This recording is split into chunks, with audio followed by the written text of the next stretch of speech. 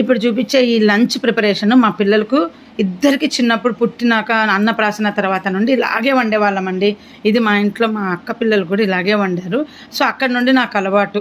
ఇంకా ఇది కంపల్సరీ మా ఇళ్ళల్లో పిల్లలు పుట్టినాక ఫుడ్ స్టార్ట్ అయితే ఇలాగా కొంచెం బియ్యము, కందిపప్పు, క్యారెట్, టమాటా, ఆనియన్, ఒక వెల్లుల్లిపాయ, ఇంకా కొంచెం నెయ్యి వేసి కుక్కర్లో ఉడకబెట్టేసి దించి పప్పులాగా ఎనిపేసి నేను పెట్టేదాన్ని ఫుడ్.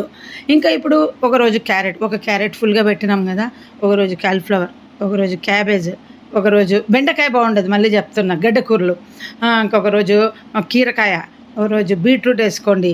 ఇలా మళ్ళీ ఎందుకంటే ఆ జిగురుది కదా, బెండకాయ పిల్లలకి ఎప్పుడు మేము పెట్టలేదు, మళ్ళీ అది కూడా వేస్తారేమో అని చెప్తున్నాను.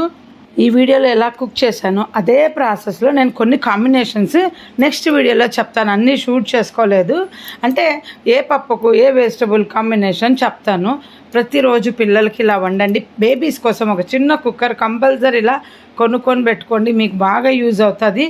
మన వంట ఫాస్ట్గా చేయనక్కర్లా, పిల్లలకు ఫస్ట్ వండి పెట్టేసి తర్వాత మనం నిదానంగా వండుకోవచ్చు. యాక్చువల్గా పిల్లల కోసమని వంట తొందరగా చేస్తారు కదా, బేబీస్కు మనం బయట నుండి తెచ్చి ఏ ఫుడ్ తినిపించలేము. యాక్చువల్గా మన ఫుడ్డే పెడతాం కదా, మేము ఎప్పుడు మన ఫుడ్ పెట్టేవాళ్ళం కాదు. ఇలా పిల్లలు పనులు వచ్చి వాళ్ళు నమలే వరకు ఇలాగే పెట్టామండి. ప్రతిరోజు పొద్దున్న రాత్రి నేను ఏమేమి చేయొచ్చు అనేది జస్ట్ చూపిస్తూ ఓవరాల్గా చెప్తాను నెక్స్ట్ వీడియోలో. అన్నీ కుక్ చేసే ప్రాసెస్ అయితే ఇంతే.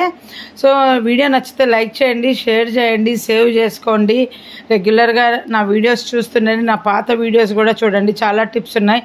షార్ట్స్లో ఎక్కువ టిప్స్ చెప్పాను. ఇలా ఒక్క చుక్క నెయ్యి వేసిన చూడండి, హోమ్ మేడ్ నెయ్యి వాడండి, మంచిది వాళ్ళ కోసం. ఊర్ల నుండి వెన్న తెచ్చుకొని చక్కగా కరగబెట్టుకోండి. ఇక్కడ సిటీలలో మీకు దొరకకపోతే వీడియో నచ్చితే మళ్ళీ చెప్తున్నా, లైక్ చేయండి, షేర్ చేయండి.